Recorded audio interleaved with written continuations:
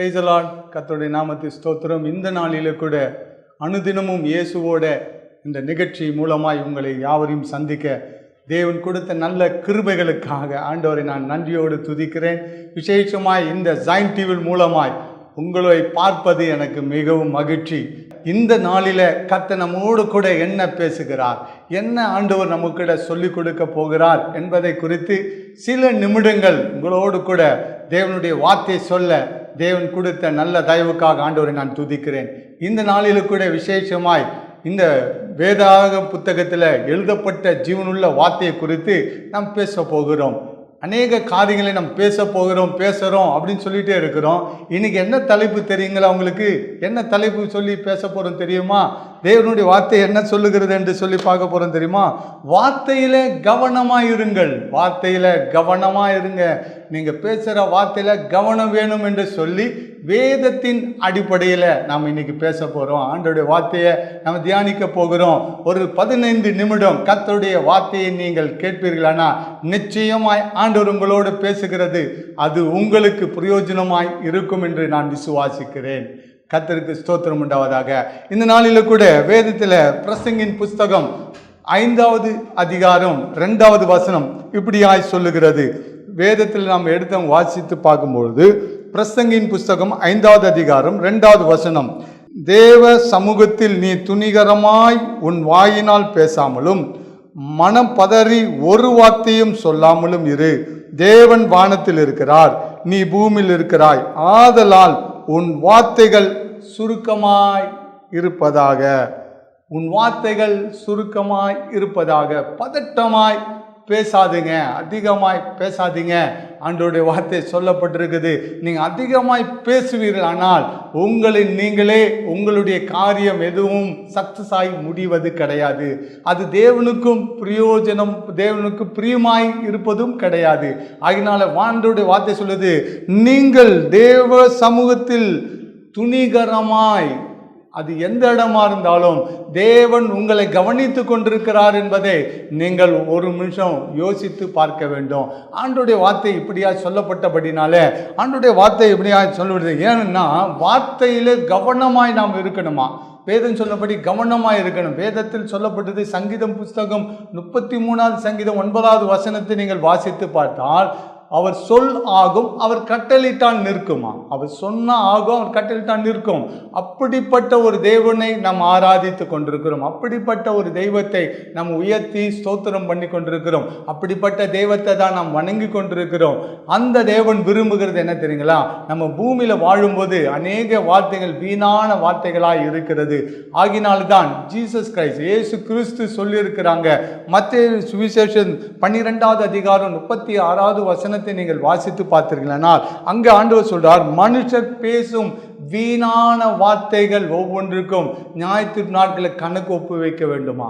மனுஷன் பேசுகிற ஒவ்வொரு வார்த்தையும், வீணாய் பேசுகிற ஒவ்வொரு வீணான வார்த்தைகளுக்கு கணக்கு கொடுக்க வேண்டும் என்று. ஆகினால தான் ஆண்டவர் சொல்றார், உங்க வார்த்தை சுருக்கமாக இருக்கணும். உங்க வார்த்தை சுருக்கமாக இருக்கணும்.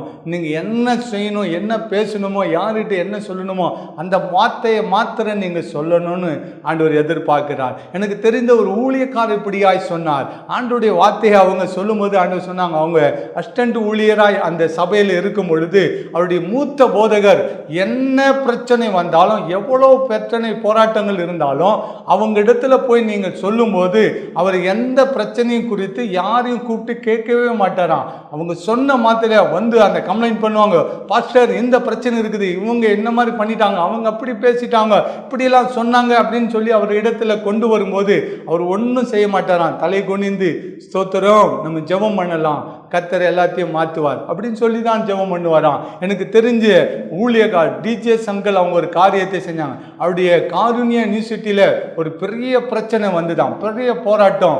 ஆர்எஸ்எஸ் இயக்கத்தினால அவங்களுடைய சில பேர் வந்து அந்த யூனிவர்சிட்டியில் சில பிரச்சனைகளை கொண்டு வந்து எப்படியாவது இந்த யூனிவர்சிட்டியை மூடிடணும்னு சொல்லிட்டு கலவரத்தை உண்டு பண்ணிட்டாங்க. அந்த நேரத்தில் அங்கிளுக்கு ஃபோன் பண்ணி சொல்லப்பட்டுச்சான், என்ன செய்யணும் அங்கிள், என்ன செய்யணும் தெரியல, இன்னைக்கு பயங்கரமாக பிரச்சனை போயிட்டு இருக்குது, யூனிவர்சிட்டியில் பெரிய போராட்டம் நடந்து கொண்டிருக்குதுன்னு சொன்னாங்களாம். அவங்க நேராக ஃப்ளைட் பிடிச்சி காலனி யூனிவர்சிட்டிக்கு வந்தாங்களாம். வந்த மாத்திரத்தில் யார் யாரெல்லாம் பிரச்சனை பண்ணாங்க, வாங்க இங்கே வாங்க எல்லாம் வாங்க சேருங்கன்னு அப்படி சொல்லவே இல்லை. அவங்க செஞ்சது என்ன தெரியுங்களா, மௌனமாக இருந்தாங்க. எதுவுமே யாருக்கிட்டையும் எதையும் விசாரிக்கல. நேராக அவருடைய ரூமுக்கு போனாராம், கதவை மூடினார், முழங்கால் படியிட்டு கர்த்தரிடத்தில் விண்ணப்பம் பண்ணாராம், அவரிடத்துல பேச ஆரம்பித்தாராம், தேவ சமூகத்தில் அவர் பாதத்தை பிடிக்க ஆரம்பித்தார். குறைந்தது ஒரு 3-4 மணி நேரம் அவர் தேவ சமூகத்தில் ஜெபம் பண்ணி கொண்டிருந்தாராம். என்ன நடந்தது தெரியுங்களா, எந்தெந்த மனுஷன்லாம் கலவரம் பண்ணி கொண்டிருந்தாரோ, யாரெல்லாம் அந்த யூனிவர்சிட்டிக்கு விரோதமாய் செயல்பட்டு கொண்டிருந்தாங்களோ, எல்லா கதவுகளை உடைக்கிறதும் ஜன்னல்களை உடைக்கிறதுமாய் இருந்த எத்தனை பேரோ அத்தனை பேரையும் கர்த்தர் தொட்டாராம். எப்படி பாசிபிள்? இதெல்லாம் நடந்ததா? உண்மையா நடந்தது.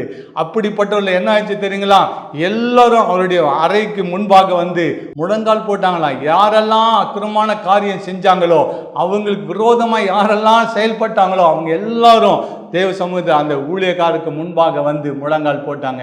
ஐயா எங்களை மன்னிங்க, நாங்கள் செய்தது தவறுதான், இன்னாருடைய கூலிக்காக நான் இப்படியெல்லாம் செய்துவிட்டோம் சொல்லி தன் தவறுகளை உணர்ந்தார்களாம். தேவ சமூகத்தில் பிரியமானவர்களே, பிரச்சனை வந்தது, போராட்டம் வந்து விட்டது என்று சொல்லி நிறைய வார்த்தைகளை பேசி சண்டையை பெரிதாக்குவது தேவனுக்கு பிரியமான காரியம் அல்ல.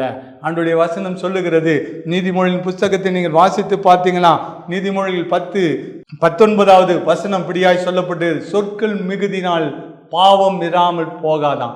சொற்களின் மிகுதினால், நிறைய வார்த்தைகளை பேசுறதுனால நிச்சயமாய் பாவம் உள்ள வந்துவிடும். பாவமான காரியம் அந்த வார்த்தையின் மூலமாய் வெளிப்படும். அதனால தான் சொல்றாங்க ஆண்டவர், சொற்களை என்ன பண்ணுமா, சுருக்கமாக இருக்கணும். நம்முடைய வார்த்தை சுருக்கமாக இருக்கணும். எந்த ஒரு காரியமானாலும் அது சுருக்கமாய் பேச பழகணும். அதிகமாய் நம்ம பேச எந்த காரியமும் சாதிக்கவே முடியாது. வேதத்தில் அப்படிதான் சொல்லப்பட்டிருக்கிறது. அதே இயேசு கிறிஸ்து மத்தேயு சுவிசேஷம் 6வது அதிகாரம் 7வது வசனத்தில் இப்படியாய் சொன்னாரு, உங்களுடைய ஜபத்தில் நீங்கள் ஜபம் பண்ணும் போது அஞ்ஞானிகளை போல என்ன பண்ணாதீங்க, சொல்லாதீங்க, ஜபம் பண்ணாதீங்க, அலம்பாதீங்கன்றாரு.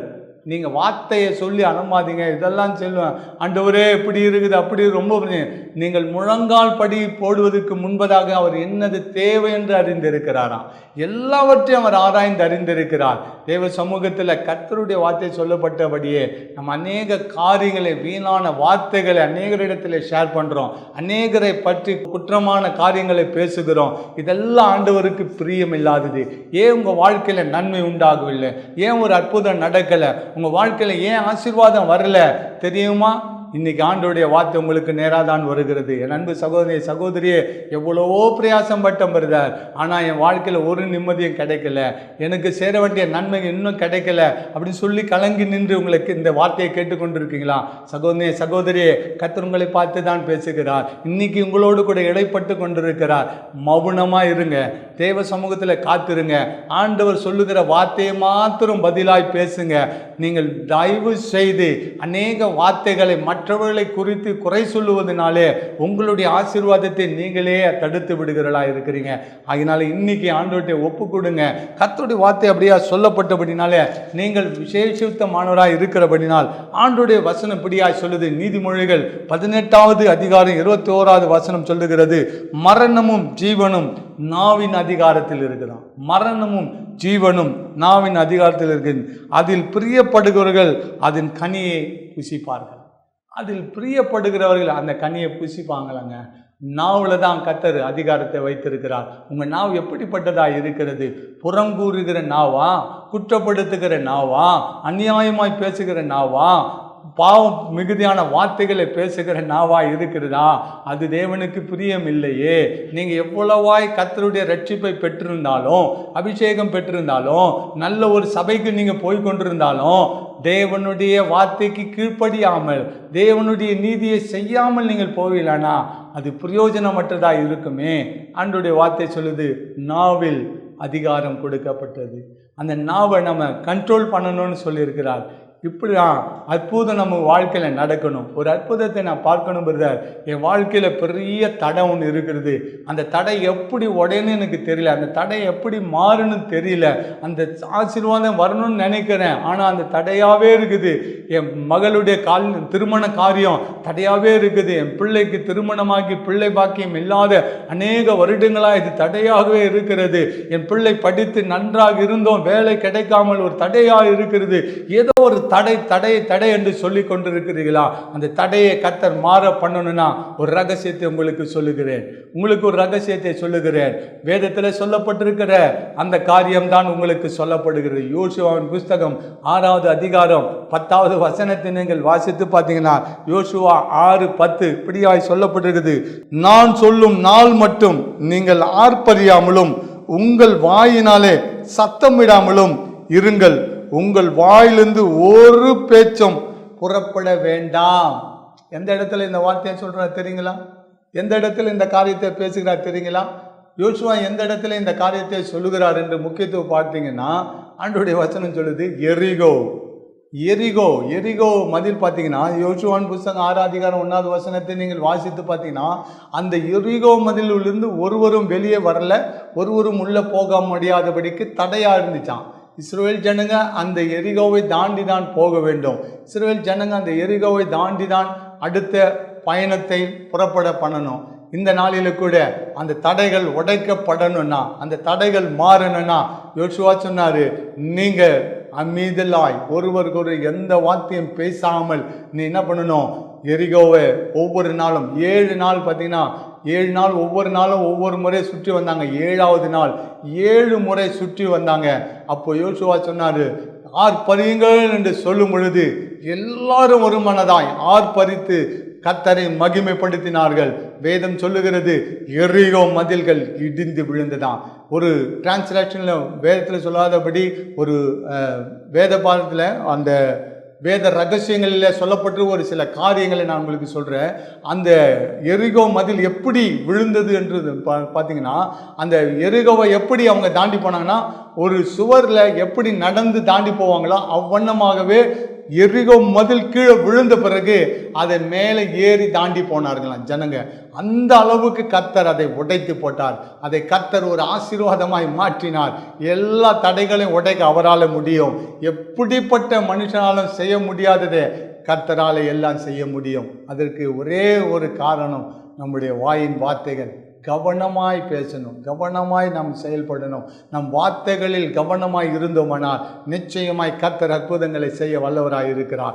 இன்னைக்கு உங்கள் வாழ்க்கையில் ஒரு அற்புதத்தை கர்த்தர் செய்வார். பிரதர் சிஸ்டர், எந்த ஒரு அற்புதத்துக்காக நீங்கள் எதிர்பார்த்து கொண்டிருக்கிறீர்கள், இன்னைக்கு அதை ஆண்டவர் செய்ய வல்லவராய் இருக்கிறார்.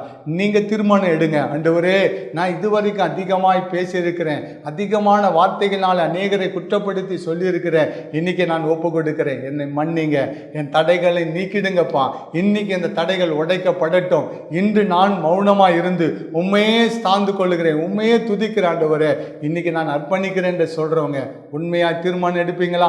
இன்னைக்கு அற்புதம் காண இன்னைக்கு ஆண்டவர்கிட்ட ஒப்பு கொடுப்பீங்களா? இன்னைக்கு ஆண்டவர் அற்புதம் செய்வார். இன்னைக்கு நீங்க உண்மையாய் தேவன் என்னோடு பேசினார் பிரதர், இன்னைக்கு நான் அர்ப்பணிக்கிறேன், என் வாயின் வார்த்தைகளை அவர் இன்னிலிருந்து மாறுதலாய் மாற பண்ணட்டும். சங்கீதக்காரன் சொன்னது போல, தகப்பனின் ஆண்டோடைய வார்த்தை சொல்லாரு, என் இருதயத்தின் தியானம் என் வாயின் வார்த்தைகளும் கர்த்தருடைய சமூகத்தில் எப்படி இருக்குமா பிரீதியாய் இருக்கணும்னு அவர் விரும்புகிறார். அதே போல இன்னைக்கு நீங்க ஜெபம் பண்ண போறீங்க, ஜெபம் பண்ணுங்க, ஆண்டவரே என் வாயின் வார்த்தைகள் உமக்கு பிரீதியாய் இருக்கட்டும். இன்னைக்கு நம்ம ஒப்பு கொடுக்கலாமா? எல்லாரும் கண்களை மூடி கர்த்தரை நோக்கி பார்க்கலாம். ஆண்டவரே இந்த நாளில கூட அப்பா ஜீவனுள்ள தெய்வமே, உம்மோடு கூட இந்த நாளை நாங்கள் கழிக்கணுமே, உம்மோடு கூட ஆண்டவரே நாங்கள் நடக்கணுமே, உம்முடைய வார்த்தைகளை கேட்டு உம்முடைய பிரசன்னத்திலே நாங்கள் வாழணுமே. இந்த நாளில கேட்ட வார்த்தைகளின்படி எங்களுடைய வாயின் வார்த்தைகள் சுருக்கமாய் இருக்கட்டும் ஆண்டவரே. எதையும் நாங்கள் பதட்டமாய் செய்யாதபடிக்கு, எந்த ஒரு காரியமும் ஆண்டவரே பதட்டமாய் பேசாதபடிக்கு தேவன் எங்களுக்கு உதவி செய்யுங்க. ஒருவேளை எங்கள் நாவினாலே வந்த சொற்களினால ஆண்டவரே நாங்கள் வீணாய் பேசின வார்த்தைகள் நிமித்தமாய் எங்களுடைய ஆசீர்வாதம் தடைப்பட்டிருந்தால் இன்னைக்கு அந்த தடையை உடைச்சிடுங்கப்பா. இன்னைக்கு இந்த தடைகளை மாற்றிடுங்க ஆண்டவரே. இன்னைக்கு நான் ஒப்பு கொடுக்கிறேன், என்னை அர்ப்பணிக்கிறேன் என்று சொல்லுகிற ஒவ்வொருடைய பிள்ளையின் வாழ்க்கையிலும் ஏசப்பா இன்னைக்கு மாற்றம் உண்டாகட்டும், அற்புதம் நடக்கட்டும் ஆண்டவரே. அவங்க விரும்புகிற காரியம் இந்த நாளில் உண்டாகட்டும். அவங்க முழு மனதோடு கூட ஒப்பு கொடுத்தபடினால அந்த ஆசீர்வாதம் அவங்க குடும்பத்தில் தங்கியிருக்கும்படியாய் ஜெபிக்கிறேன். கர்த்தர் ஜெபத்தை கேட்டு ஆசீர்வாதத்தை கொண்டு வந்து விட்டதுக்காய் ஸ்தோத்திரம். இயேசு கிறிஸ்துவின் நாமத்தில் ஜெபிக்கிறோம் பிதாவே. ஆமென், ஆமென். God bless you. Praise the Lord.